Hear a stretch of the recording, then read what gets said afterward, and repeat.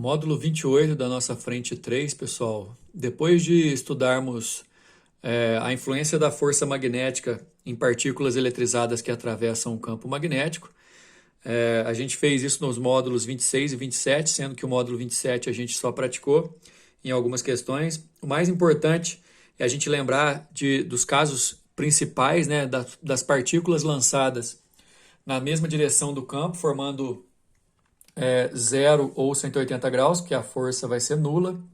Partículas lançadas perpendicularmente ao campo, com velocidade e campo formando 90 graus entre si, esses dois vetores. A partícula desenvolve, nesse caso, um movimento uniforme e circular, com a força magnética atuando como centrípeta. E por último, a gente também viu quando a partícula é lançada obliquamente, com a velocidade oblíqua em relação ao vetor campo magnético, aí ela executa uma trajetória helicoidal com um movimento uniforme. Sendo que os dois primeiros casos são importantíssimos, viu, pessoal? A força vai ser nula quando a partícula for lançada na direção do campo, seja formando 0 grau ou 180 graus. E a força vai ser máxima quando a partícula é lançada, eletrizada e lançada com a velocidade formando 90 graus com o campo. Tem outra oportunidade também que a força é nula quando a partícula lançada não tem carga, né? Ou então quando ela fica parada lá no interior do campo. Enfim, a força depende da carga da partícula que foi lançada, do módulo da velocidade, do módulo do campo e do ângulo, né? Tem aquela fórmula F, a força magnética, é igual ao módulo de Q vezes V, vezes B do campo, vezes seno de θ, sendo θ o ângulo entre a velocidade e o campo magnético. Nessa aula de hoje, a gente vai continuar com a ideia, daqui a pouco vocês vão ver que a gente vai continuar inclusive com a regra da mão esquerda, só que agora a gente vai estudar essa mesma força magnética atuante num fio condutor percorrido por corrente dentro do campo. A questão é a seguinte, a gente vai ter um campo magnético já pré-existente, que aqui na figura de vocês está representado por setas horizontais para a direita, representando aqui o B, um campo magnético já existente. É importante a gente entender que não é o fio que está criando o campo magnético aqui agora. O campo magnético existe e o fio vai ser percorrido por corrente dentro desse campo que está ali e surgiu por algum motivo. Pode ter um polo norte de um ímã do lado de cá, o polo sul do lado de cá, e aí as linhas de indução do campo indo do norte para o sul. Eu estou dizendo isso, pessoal, já dando um spoiler do próximo módulo, que vai tratar quando o próprio fio gera campo, mas não é o nosso caso ainda. Fios condutores percorridos por correntes também podem gerar campo. A gente vai estudar isso no próximo módulo, mas por enquanto, por favor, imagine, considere um fio longo de comprimento L, olha só o comprimento dele. Comprimento dele, aliás, não necessariamente é o comprimento do fio, mas sim o comprimento do fio dentro do campo. Eu posso ter o fio até mais comprido, mas o que a gente vai estudar realmente é só a ocasião do pedaço do fio, comprimento L, que está dentro do campo. Esse fio, como vocês bem sabem, se ele está sendo percorrido por corrente é o resultado, falando assim por alto, bem simplificado, é o resultado do movimento de cargas. Então, raciocina comigo. Dentro desse fio tem cargas em movimento, corpos eletrizados em movimento. Esses corpos eletrizados estão em movimento dentro de um campo magnético com suas velocidades no sentido da corrente, formando um ângulo θ com o campo magnético B nessa oportunidade. Então, olha só o que a gente está falando aqui nesse módulo. A gente está fazendo a situação em que a força magnética vai aparecer num fio percorrido por corrente, e não necessariamente em cargas em movimento, mas na realidade, nada mais do que cargas em movimento é o que está acontecendo nessa situação, pessoal. A corrente para nós, a partir de agora, quando eu vou analisar o fio percorrido por corrente dentro do campo magnético, a corrente para nós é como se fosse aquela carga em movimento na qual a gente aplicava a regra da mão esquerda nas aulas passadas. Acontece que quando o fio é percorrido por corrente, não é uma partícula só que gera essa corrente.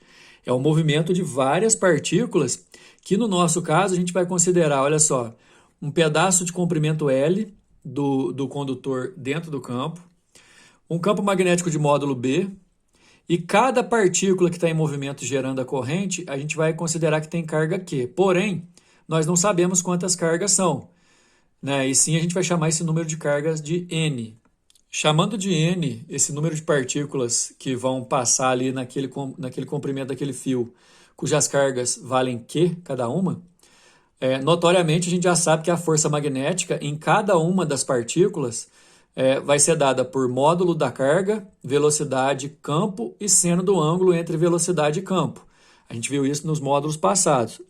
A força que vai atuar no fio, obviamente, vai ser a força resultante, atuando cada uma delas nessas N cargas.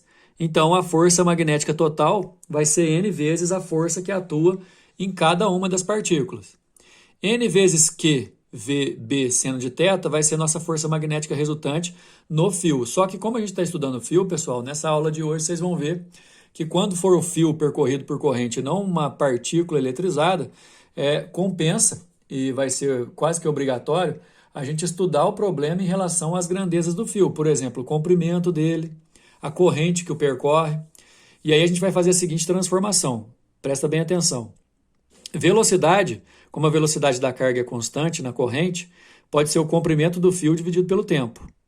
Só que se você pegar o número de partículas eletrizadas, os coulombs, e dividir pelo tempo, você vai achar o ampere, que nada mais é do que a corrente.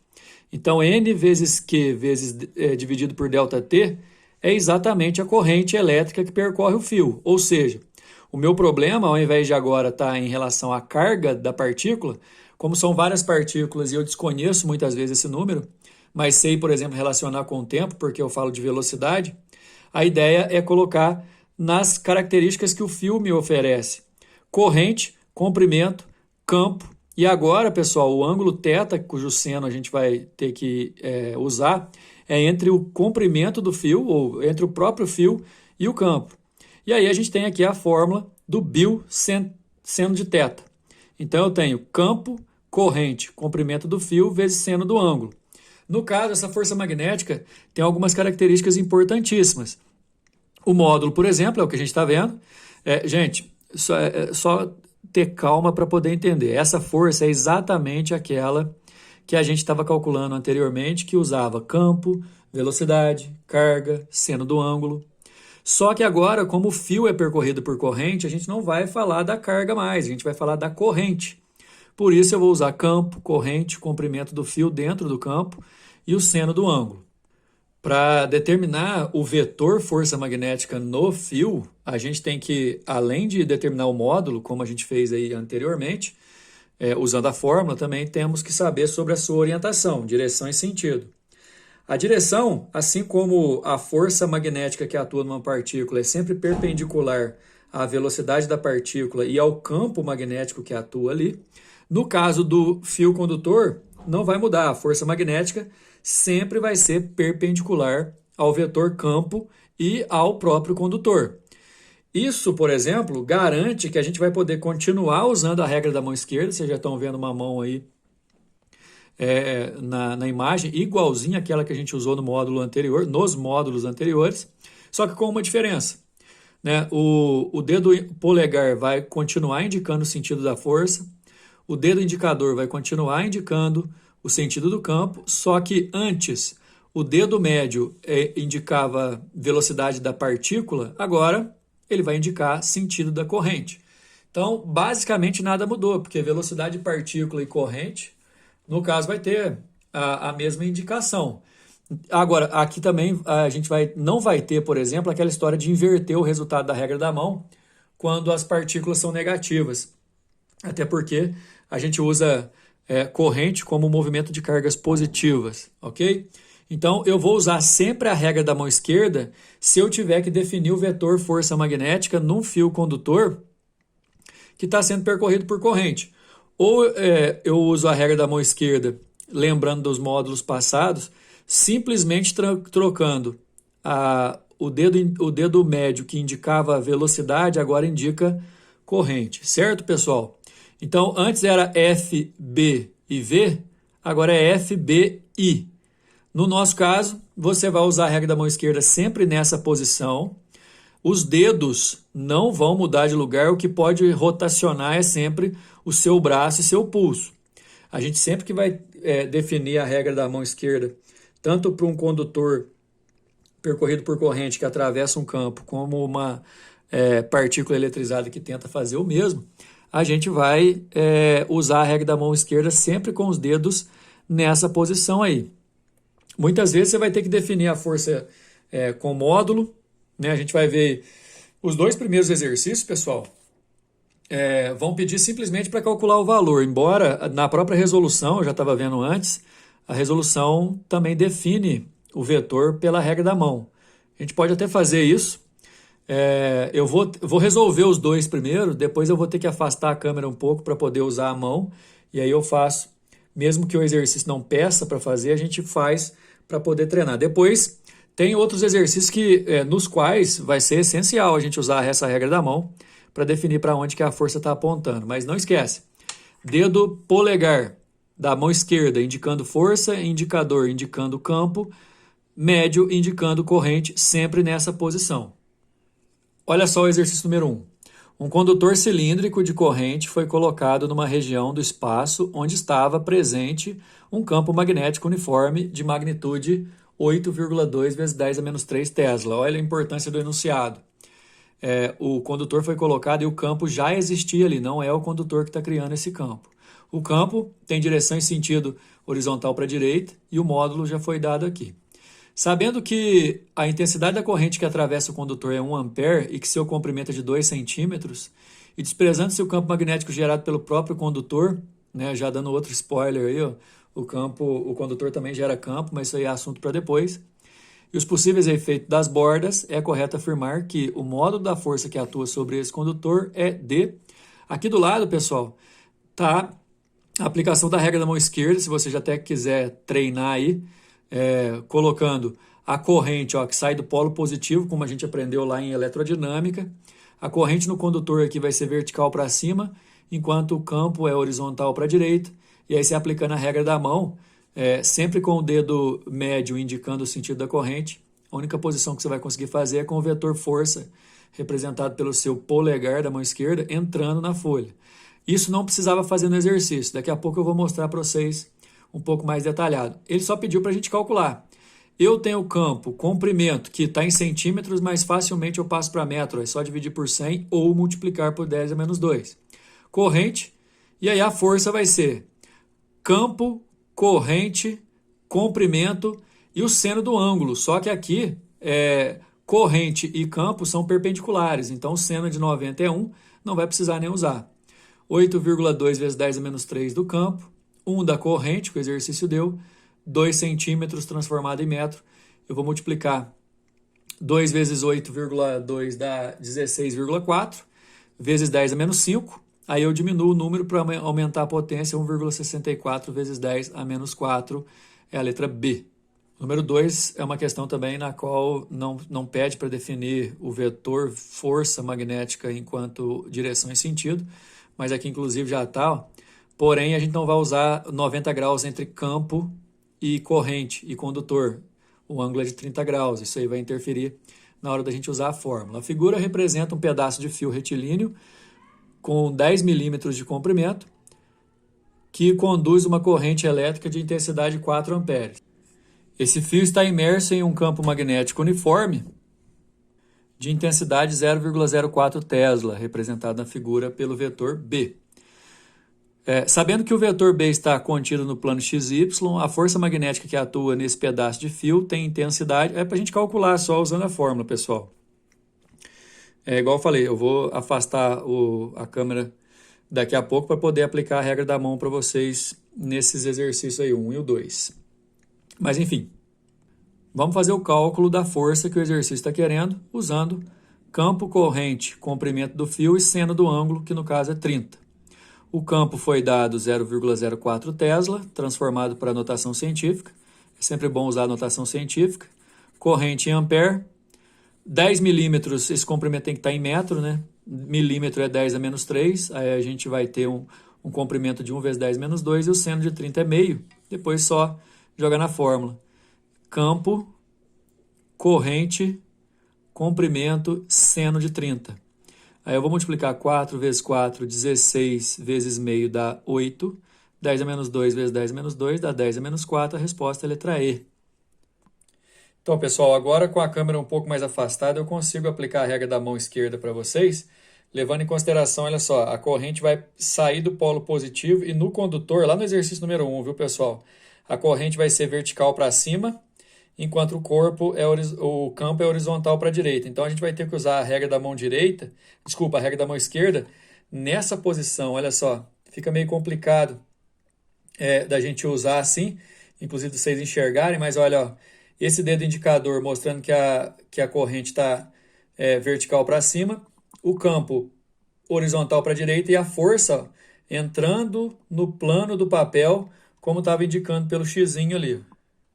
No número 2, olha só, a corrente percorrendo horizontal para a direita, enquanto o campo faz um ângulo de 30 graus, mas ele está na direção para cima aqui. Ó, eu vou colocar o dedo médio indicando que a corrente está para aquele lado, só que nessa posição eu não consigo colocar o campo na perpendicular, porque ele está formando 30 graus, então eu vou ter que fazer assim com o dedo indicador que mostra o campo. Aí vocês podem ver, ó, o dedo polegar está apontado para a câmera, como se estivesse saindo da folha do papel. É assim que fica o campo magnético no número 2. Aliás, a força no número 2. Número 3, pessoal, aí eu vou ter que manter a câmera um pouco afastada assim, mas acho que dá para vocês acompanharem aí na apostila para poder enxergar a minha mão trabalhando ali na regra da mão esquerda. Uma haste metálica fixa está conectada a uma bateria que estabelece uma corrente I. Conectada a ela, encontra-se uma haste condutora móvel de comprimento L, que está conectada à haste fixa por 2 fios condutores leves, conforme a figura abaixo. Aliás, esses problemas são muito complicados, pessoal, justamente porque você tem que ter uma perspectiva em 3D. Esse desenho aí, por exemplo, embora seja plano, é para você imaginar como se fosse alguma coisa que abrisse, assim, como se fosse uma janela vasculante, entendeu? Continuando, aplica-se um campo magnético uniforme ao longo de um dos eixos do sistema e, como resultado, observa-se um deslocamento da haste da figura, da haste de um ângulo θ com a vertical, permanecendo em equilíbrio conforme a figura.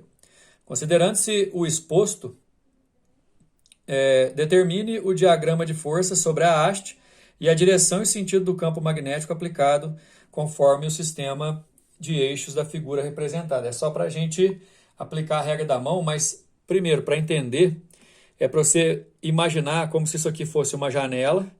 Essa haste aqui é a haste que é fixa, as duas hastes laterais são móveis, então elas podem fazer assim dependendo da atuação da força. E a gente já sabe, por exemplo, que de acordo com o enunciado, quando a corrente é percorrida aqui, ó, a corrente vai sair do polo positivo. Então, na haste fixa de comprimento L, ela vai sair do D e vir para o E. Só que eu vou pedir para vocês imaginarem como se você estivesse olhando de frente para esse ponto E ali naquela bolinha, que inclusive na resolução está chamando de ponto M. E aí, para você, como você vai estar olhando de frente, é como se a corrente estivesse saindo e apontando para você. Nesse ponto, o sistema está em equilíbrio. O equilíbrio, obviamente, força resultante igual a zero. Aí você vai ter uma força de tração aqui, indicada pela seta. O peso, obviamente, vertical para baixo. E para poder fazer esse movimento, vai ter que aparecer uma força que empurra nesse sentido. Você lembra que eu estou pedindo para você considerar como se você estivesse vendo essa haste de frente. E aí, para você, a força vai estar para a direita, a corrente vai estar saindo, então a gente vai ter que usar a regra da mão como se fosse a força para a direita, ó, e a corrente saindo. Força para a direita, o dedo polegar, corrente saindo do plano do papel, o dedo médio. Nesse caso, o vetor campo vai dar para baixo. Então, a resposta desse exercício, de acordo com os eixos que estão sendo dados ali, ó, o vetor campo vai ter orientação oposta ao eixo Z, ou seja, vertical para baixo. Pessoal, número 4, a princípio eu vou colocar distante assim, para a gente poder definir a força magnética nesse fio condutor e depois eu vou aproximar a câmera para a gente poder resolver mais tranquilamente os cálculos, ok? Uma mola de massa desprezível presa ao teto de uma sala tem sua outra extremidade atada ao centro de uma barra metálica homogênea e de massa e na horizontal, com 50 centímetros de comprimento e massa 500 gramas. A barra metálica, que pode movimentar-se num plano vertical, apresenta resistência ohmica de 5 ohms e está ligada por fios condutores de massas desprezíveis em um gerador G, de corrente contínua de resistência ohmica interna de 5 ohms também, apoiado sobre uma mesa horizontal. O sistema barra-mola está em um plano perpendicular a um campo magnético B horizontal, cujas linhas de campo penetram nesse plano, conforme mostra a figura. Já vou adiantar para vocês, pessoal, que nós vamos ter que definir que a partir do momento que esse fio aqui é percorrido por uma corrente, olha o sentido da corrente, ó. O sentido da corrente é horário, então na barra que está ligada na mola, essa corrente vai da esquerda para a direita. A corrente vai da esquerda para a direita e o campo está entrando na folha, no plano da folha, então a gente vai ser capaz de determinar a direção e sentido do vetor força magnética. Então vou fazer isso agora porque a gente vai usar isso aí lá na letra B. A letra A vai perguntar coisa que a gente já estudou lá na frente, na apostila 1. A letra B a gente vai precisar desse vetor. Então olha só a regra da mão, né? Sempre nessa posição o que vira é a mão, não muda o dedo de posição. Polegar força, indicador campo, médio corrente. Então a gente vai fazer basicamente assim, ó. O campo entrando, indicador entrando, corrente da esquerda para a direita, você vai seguir o sentido dela aqui, ó, da esquerda para a direita na barra e a força vai ser para cima. Então a força magnética nessa barra, pessoal, vai ser um vetor vertical para cima, assim, ó. Se você quiser, você pode até desenhar, usar o próprio desenho aí. Depois nós vamos também usar a força elástica que está aqui nela. Aqui é a força magnética, aqui é a força elástica. Olha lá, força magnética e força elástica da mola. E o peso da barra puxando ela para baixo. Nesse caso a gente vai usar esses 3 vetores aí para poder resolver a letra B. Mas olha só, repetindo. Corrente para a direita, campo entrando, portanto força para cima, força magnética. Aproximando novamente a câmera para a gente ter um pouco mais de liberdade para trabalhar, pessoal, olha só. Regra da mão esquerda definiu a força magnética, a força elástica puxa também a mola para cima e o peso para baixo. A gente tem um gerador de resistência interna 5 ohms, a resistência da barra também tem 5 ohms, uma corrente tem 5 amperes, o campo tem 0,4 Tesla, então vamos lá. Letra A está perguntando a força eletromotriz em volts produzida pelo gerador. Força eletromotriz pela equação de Poulier, que a gente já inclusive fez prova esse ano, viu, pessoal, sobre isso. Corrente é a força eletromotriz do gerador dividido pelo somatório das resistências do sistema. A corrente, de acordo com o enunciado, vale 5 amperes. A resistência total vai ser 5 da barra mais 5 do próprio gerador, 10. E aí eu multiplico cruzado para achar 50 volts na letra A. Letra A, tranquilidade total para resolver. Agora a letra B. A deformação sofrida pela mola para manter o sistema barra-mola em equilíbrio mecânico. Equilíbrio mecânico significa força resultante igual a zero.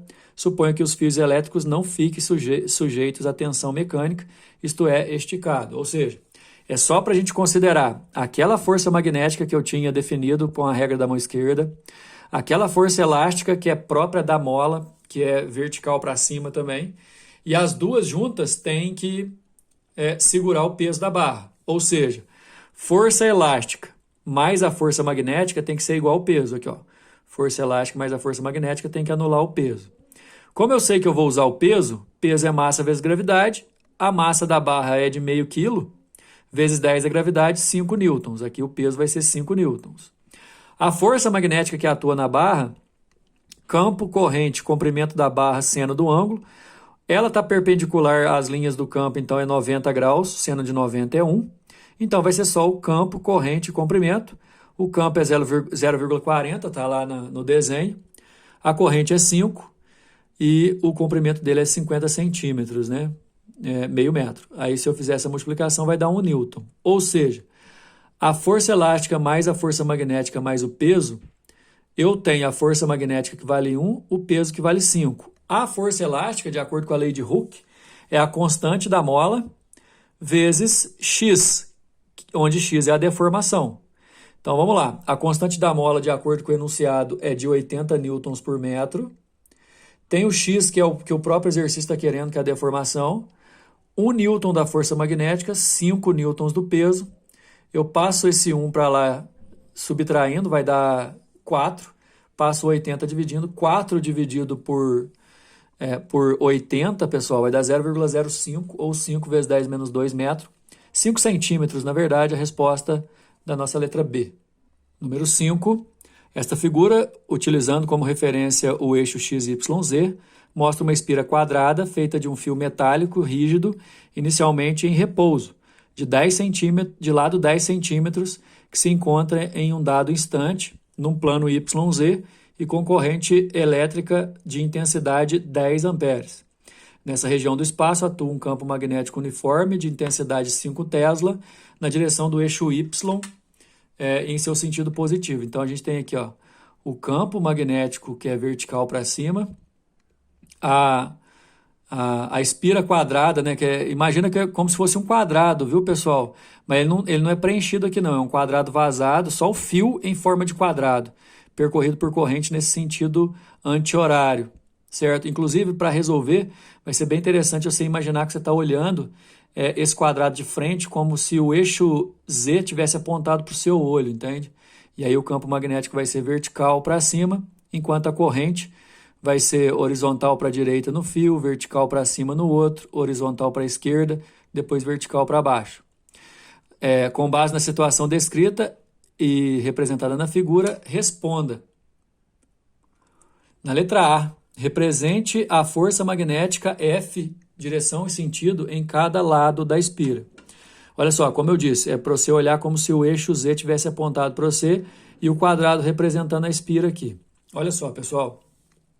Quando houver força, as forças vão ter mesmo módulo, porque é um quadrado, os lados, os comprimentos aqui são iguais, a corrente é a mesma, o campo também é o mesmo, né? Agora, a gente tem duas regiões do fio, a gente chama F1, F2, F3, F4, para diferenciar uma força em cada lado, e são duas forças em especial, na minha opinião. Primeiro, a força no fio 2 aqui, que a corrente está vertical para baixo, corrente e campo aqui, o campo vertical para cima e corrente vertical para baixo, o ângulo é 180, o seno de 180 é zero, então a força no fio 2 ali vai ser zero.